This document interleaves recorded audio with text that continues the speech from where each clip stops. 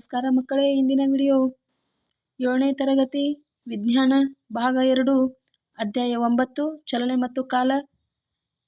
ಈ ಒಂದು ಪಾಠಕ್ಕೆ ಸಂಬಂಧಪಟ್ಟಂತೆ ಅಭ್ಯಾಸದಲ್ಲಿಯ ಎಲ್ಲ ಪ್ರಶ್ನೆಗಳಿಗೆ ಉತ್ತರವನ್ನು ನೀಡಲಾಗಿದೆ. ಈ ಒಂದು ವಿಡಿಯೋ ನಿಮಗೆ ಇಷ್ಟವಾದಲ್ಲಿ ಸಬ್ಸ್ಕ್ರೈಬ್ ಮಾಡಿ, ಶೇರ್ ಮಾಡಿ, ಲೈಕ್ ಮಾಡಿ. ಈ ನಿಮ್ಮ ಪ್ರೋತ್ಸಾಹವೇ ನಮ್ಮ ಮುಂದಿನ ವಿಡಿಯೋ ಮಾಡಲಿಕ್ಕೆ ಮತ್ತಷ್ಟು ಹುಮ್ಮಸ್ಸನ್ನು ನೀಡುತ್ತೆ. ಮಕ್ಕಳೇ, ಪ್ಲೀಸ್ ಸಬ್ಸ್ಕ್ರೈಬನ್ನು ಮಾಡಿ. ಅಭ್ಯಾಸಕ್ಕೆ ಸಂಬಂಧಪಟ್ಟಂತೆ ಮೊದಲನೆಯ ಮುಖ್ಯ ಪ್ರಶ್ನೆ, ಕೆಳಗಿನವುಗಳನ್ನು ಸರಳ ರೇಖಾಗತ, ವೃತ್ತೀಯ ಅಥವಾ ಆಂದೋಲನ ಚಲನೆ ಎಂದು ವರ್ಗೀಕರಿಸಿ. 1. ಓಡುವಾಗ ನಿಮ್ಮ ಕೈಗಳ ಚಲನೆ, ಅದು ಆಂದೋಲನ ಚಲನೆ. 2. ನೇರ ರಸ್ತೆಯಲ್ಲಿ ಕುದುರೆ ಗಾಡಿಯ ಚಲನೆ, ಸರಳ ರೇಖಾಗತ ಚಲನೆ. 3. ತಿರುಗಣಿ ಆಟದಲ್ಲಿ ಮಗುವಿನ ಚಲನೆ, ವೃತ್ತೀಯ ಚಲನೆಯಾಗಿದೆ.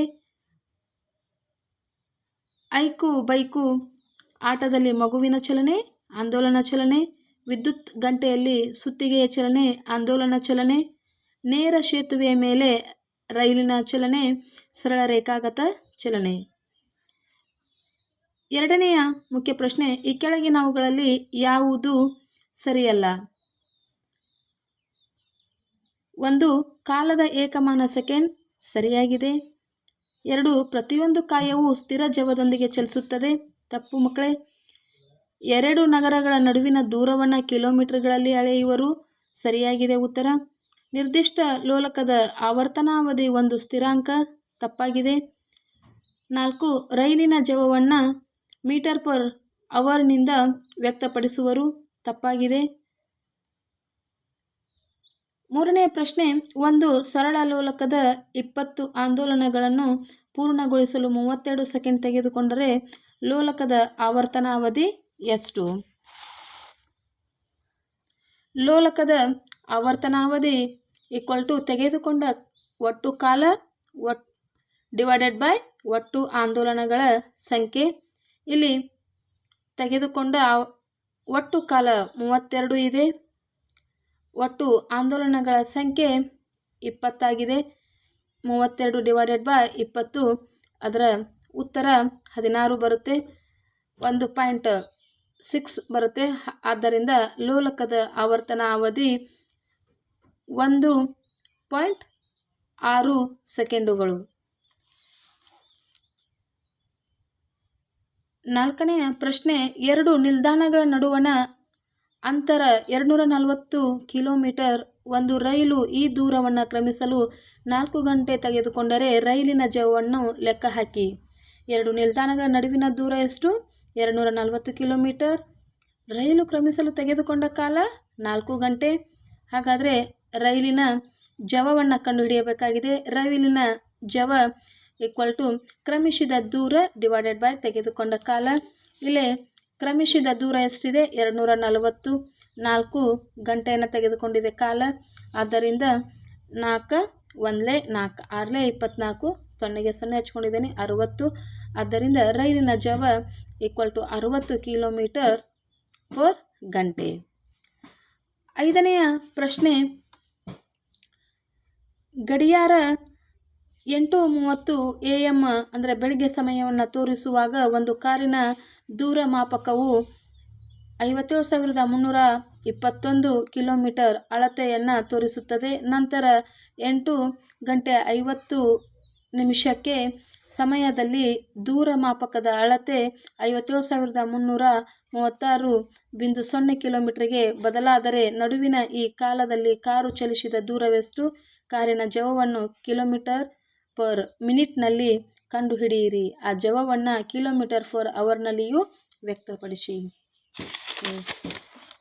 ಇದಕ್ಕೆ ಉತ್ತರವನ್ನು ನೋಡೋದಾಗಿ,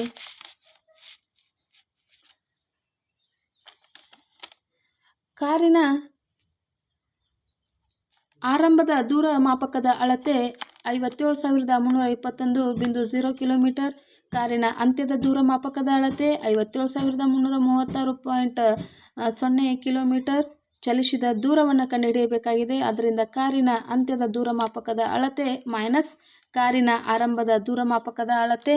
ಇಲ್ಲೇ 57,336 -57,351.0 ಇದನ್ನು ಕಳೆದಾಗ 15 ಕಿಲೋಮೀಟರ್ ಬರುತ್ತೆ. ತೆಗೆದುಕೊಂಡ ಸಮಯ ಎಷ್ಟು ಅಂತಂದರೆ 8 ಗಂಟೆ 50 ನಿಮಿಷ - 8 ಗಂಟೆ 30 ನಿಮಿಷ. ಇದರಲ್ಲಿ 8 ಗಂಟೆ 50 ನಿಮಿಷದಿಂದ 8 ಗಂಟೆ 30 ನಿಮಿಷವನ್ನು ಕಳೆದಾಗ ಬರುವ ಉತ್ತರ 20 ನಿಮಿಷಗಳು. ಇನ್ನು ಕಾರಿನ ಜವ = ಚಲಿಸಿದ ದೂರ / ತೆಗೆದುಕೊಂಡ ಕಾಲ 15 / 20 ಇಂಟು ನಾವು ಇಲ್ಲಿ 60 ಹಚ್ಕೊಂಡಿದ್ದೇವೆ. ಯಾಕಂದರೆ 1 ತಾಸಿಗೆ 60 ನಿಮಿಷಗಳು. 21 23 15 3 45 ಆದ್ದರಿಂದ 45 ಕಿಲೋಮೀಟರ್.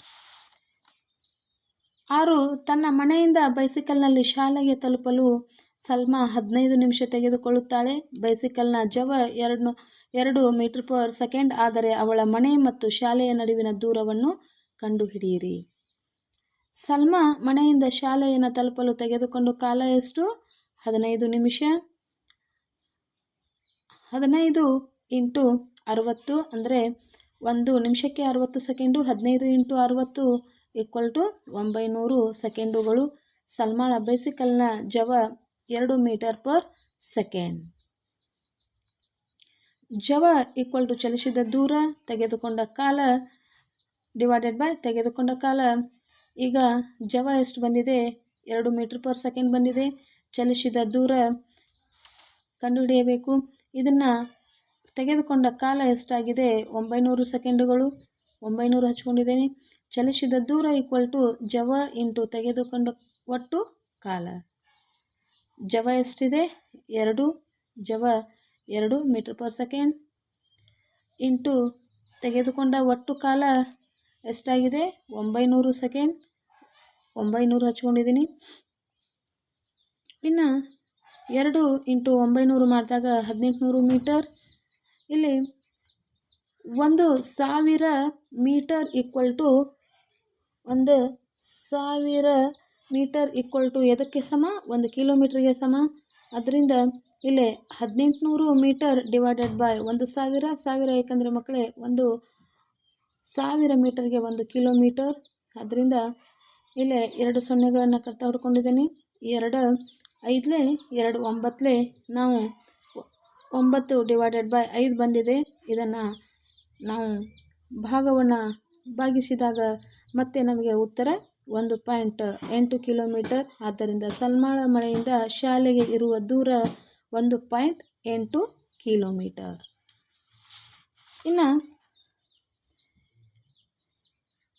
7ನೆಯ ಪ್ರಶ್ನೆ, ಕೆಳಕಂಡ ಚಲನೆಯ ಸಂದರ್ಭಗಳಲ್ಲಿ ದೂರ - ಕಾಲ ನಕ್ಷೆಯ ಆಕಾರವನ್ನು ತೋರಿಸಿ. ಅಂದರೆ ಇಲ್ಲಿ ಸ್ಥಿರ ಜವದೊಂದಿಗೆ ತೋರಿಸುತ್ತಿರುವ ಕಾರು. ಇಲ್ಲಿ ಇದು ಕಾಲದ ರೇಖೆ, ಇದು ದೂರ, ಇದು ಒಂದು ಕಾರು ಅಸ್ಥಿರ ಜವದೊಂದಿಗೆ ಚಲಿಸುತ್ತಿರುವ ಕಾರು. ನೆಕ್ಸ್ಟ್ ರಸ್ತೆ. ಇಲ್ಲಿ ರಸ್ತೆ ಬದಿಯಲ್ಲಿ ನಿಂತ ಕಾರು. ಇದು ಕಾಲ, ಇದು ದೂರ, ಇದು ಸ್ಥಿರವಾಗಿ ನಿಂತಹ ಚಿತ್ರವನ್ನು ಚಲಿಸುತ್ತದೆ. ಇನ್ನು ಕಾರಿನ ಮೊದಲನೆಯ ಜವ ಅಂದರೆ 8ನೆಯ ಪ್ರಶ್ನೆ, ಈ ಕೆಳಗಿನವುಗಳಲ್ಲಿ ಯಾವುದು ಸರಿ ಇದೆ? ಇಲ್ಲಿ ಜವ = ಚಲಿಸಿದ ಒಟ್ಟು ದೂರ / ತೆಗೆದುಕೊಂಡ ಒಟ್ಟು ಕಾಲ. ಈ ಉತ್ತರ ಸರಿಯಾಗಿದೆ. 9 ಜವದ ಏಕಮಾನ ಮೀಟರ್/ಸೆಕೆಂಡ್ನಲ್ಲಿ ನಾವು ನೋಡುತ್ತೇವೆ. 10ನೇದು, ಒಂದು ಕಾರು 15 ನಿಮಿಷಗಳವರೆಗೆ 40 km/h ಜವದೊಂದಿಗೆ ಮತ್ತು 15 ನಿಮಿಷಗಳವರೆಗೆ 60 km/h ಜವದೊಂದಿಗೆ ಚಲಿಸಿದರೆ ಕಾರು ಚಲಿಸಿದ ಒಟ್ಟು ದೂರ ಎಷ್ಟು? ಅದಕ್ಕೆ ಆನ್ಸರ್ 25 ಕಿಲೋಮೀಟರ್ ಬರುತ್ತೆ. ಆ ಉತ್ತರವನ್ನು ನೋಡೋದಾಗಿ 10ನೆಯ ಪ್ರಶ್ನೆಗೆ ಉತ್ತರ ತೆಗೆದುಕೊಂಡ ಕಾಲ = 15 ನಿಮಿಷ ಇದೆ. 15 / 60 ಏಕೆಂದರೆ 1 ನಿಮಿಷಕ್ಕೆ 60 ಸೆಕೆಂಡುಗಳು. ಇದು ಗಂಟೆ ಕೇಳಿದಾನೆ. 60 ನಿಮಿಷಕ್ಕೆ 1 ಗಂಟೆ. 15 1 15 ಡಿವೈಡೆಡ್ ಬೈ 60, 15 1 15 4 ಈಕ್ವಲ್ ಟು ಅದನ್ನು ದಶಮಾಂಶ ರೂಪದಲ್ಲಿ ಇಟ್ಟಾಗ 0.25 ಗಂಟೆ ಅಂತ ಆಗುತ್ತೆ. ಜವ ಈಕ್ವಲ್ ಟು ಚಲಿಸಿದ ದೂರ ಡಿವೈಡೆಡ್ ಬೈ ತೆಗೆದುಕೊಂಡ ಕಾಲ 40 ಏನಿದೆ ಚಲಿಸಿದ ದೂರ ಇದೆ ಡಿವೈಡೆಡ್ ಬೈ ಅದಕ್ಕೆ ಕಾಲ ಎಷ್ಟು ತೆಗೆದುಕೊಂಡಿದೆ 0.25 ಗಂಟೆಯನ್ನು ತೆಗೆದುಕೊಂಡಿದೆ.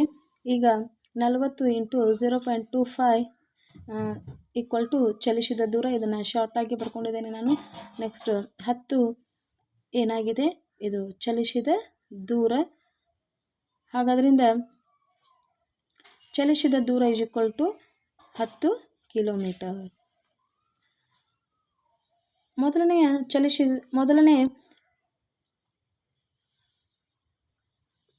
ಚಲಿಸಿದ ದೂರ ಈಕ್ವಲ್ ಟು 10 ಕಿಲೋಮೀಟರ್. ಕಾರಿನ ಮೊದಲನೆಯ ಜವ ಎಲ್ಲಿದೆ, ಮೊದಲನೆಯ ಜವ ಚಲಿಸಿದ ದೂರ ಈಕ್ವಲ್ ಟು 10 ಕಿಲೋಮೀಟರ್. ಕಾರಿನ ಎರಡನೆಯ ಜವ equal to 60 kilometre for hour. ತೆಗೆದುಕೊಂಡ ಕಾಲ 15 ನಿಮಿಷ. 15 ಡಿವೈಡೆಡ್ ಬೈ 60 1/4 ಆನ್ಸರ್ ಬರುತ್ತೆ. ಇದು 0.25 ಅವರ್ಸ್. ಜವ ಈಕ್ವಲ್ ಟು ಚಲಿಸಿದ ದೂರ ಡಿವೈಡೆಡ್ ಬೈ ತೆಗೆದುಕೊಂಡ ಕಾಲ 60 ಈಕ್ವಲ್ ಟು ಚಲಿಸಿದ ದೂರ ಡಿವೈಡೆಡ್ ಬೈ 0.25 ಸಮಯ ಕಾಲವಾಗಿದೆ ಗಂಟೆ. 60 ಇಂಟು 0.25 ಈಕ್ವಲ್ ಟು ಚಲಿಸಿದ ದೂರ ಅಂದರೆ 15 ಇಂಟು ಈಕ್ವಲ್ ಟು ಚಲಿಸಿದ ದೂರ ಈಕ್ವಲ್ ಟು 15 ಕಿಲೋಮೀಟರ್. ಎರಡನೆಯ ಚಲಿಸಿದ ದೂರ ಈಕ್ವಲ್ ಟು 15 ಕಿಲೋಮೀಟರ್. ಮೊದಲನೇ ಚಲಿಸಿದ ದೂರ ಮತ್ತು ಎರಡನೇ ಚಲಿಸಿದ ದೂರವನ್ನು ಇಲ್ಲಿ ಕೂಡಿಸಿದಾಗ ನಾವು ಮೊದಲನೇ ಚಲಿಸಿದ ದೂರದ 10 ಕಿಲೋಮೀಟರ್ ಹಾಗೂ ಎರಡನೇ ಚಲಿಸಿದ ದೂರ 15 ಕಿಲೋಮೀಟರ್. 10 ಮತ್ತು 15 ಕೂಡಿಸಿದಾಗ 25 ಕಿಲೋಮೀಟರ್. ಆದ್ದರಿಂದ ಇಲ್ಲಿ ಸರಿಯಾದ ಉತ್ತರ 25 ಕಿಲೋಮೀಟರ್. ಇನ್ನು 11ನೇ ಪ್ರಶ್ನೆ, ಚಿತ್ರ 9.1 ಮತ್ತು 9.2ರಲ್ಲಿನ ಛಾಯಾಚಿತ್ರಗಳನ್ನು 10 ನಿಮಿಷ ಕಾಲದ ಅಂತರದಲ್ಲಿ ತೆಗೆಯಲಾಗಿದೆ ಎಂದು ಊಹಿಸಿಕೊಳ್ಳಿ.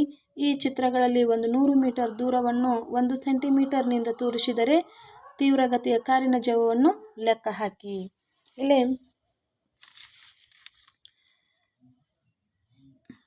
ಚಿತ್ರ 9.1 ಮತ್ತು 9.2ರ ನಡುವಿನ ಕಾರು ಚಲಿಸಿದ ದೂರ 2 ಸೆಂಟಿಮೀಟರ್.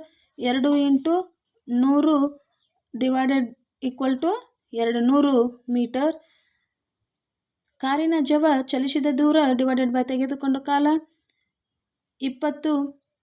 200 divided by 10 10 1 10 20. ಆದ್ದರಿಂದ 20 ಕಾರಿನ ಜವ ಮೀಟರ್ 20 ಮೀಟರ್ ಪರ್ ಸೆಕೆಂಡ್. ಇನ್ನು 12ನೇ ಪ್ರಶ್ನೆ, ಎ ಮತ್ತು ಬಿ ಎರಡೂ ವಾಹನಗಳ ಚಲನೆಯ ದೂರ ಕಾಲನಕ್ಷೆಯನ್ನು ಚಿತ್ರ 9.15 ತೋರಿಸುತ್ತದೆ. ಇವುಗಳಲ್ಲಿ ಯಾವ ಕಾರು ಹೆಚ್ಚು ಜವದಿಂದ ಚಲಿಸುತ್ತದೆ? ಇಲ್ಲಿ ರೇಖಾಚಿತ್ರವನ್ನು ಕೊಟ್ಟಿದ್ದಾನೆ. ಆದ್ದರಿಂದ ಇಲ್ಲಿ ಇದು ದೂರ, ಕಾಲದ ರೇಖೆ. ಇದು ಎ ಕಾರು ಚಲಿಸಿದ ಜವ, ಬಿ ಕಾರು ಚಲಿಸಿದ ಜವ. ಇದರಲ್ಲಿ ಹೆಚ್ಚು ಜವದಿಂದ ಚಲಿಸುತ್ತಿರುವಂತಹ ಕಾರು ಎ ಆಗಿದೆ. ಆದ್ದರಿಂದ ಎ ಕಾರು ಹೆಚ್ಚು ಜವದಿಂದ ಚಲಿಸುತ್ತದೆ. ಇನ್ನು 13ನೇ ಪ್ರಶ್ನೆ, ಕೆಳಗಿನ ದೂರ ಕಾಲನಕ್ಷೆಗಳಲ್ಲಿ ಯಾವುದು ಸ್ಥಿರವಲ್ಲದ ಜವದೊಂದಿಗೆ ಚಲಿಸುತ್ತಿರುವ ಟ್ರಕ್ನ ಚಲನೆಯನ್ನು ತೋರಿಸುತ್ತದೆ? ಇದರಲ್ಲಿ ಇವೆಲ್ಲವೂ ಸರಳ ರೇಖೆಗಳಾದರೆ ಇದೊಂದು ಮಾತ್ರ ವಕ್ರರೇಖೆಯನ್ನು ತೋರಿಸುತ್ತದೆ. ಆದ್ದರಿಂದ ಇದರಲ್ಲಿ ಉತ್ತರ 3, ಇದು ಸ್ಥಿರವಲ್ಲದ ಜವದೊಂದಿಗೆ ಚಲಿಸುತ್ತಿರುವ ಟ್ರಕ್ನ ಚಲನೆಯನ್ನು ತೋರಿಸುತ್ತದೆ. Thank you for watching.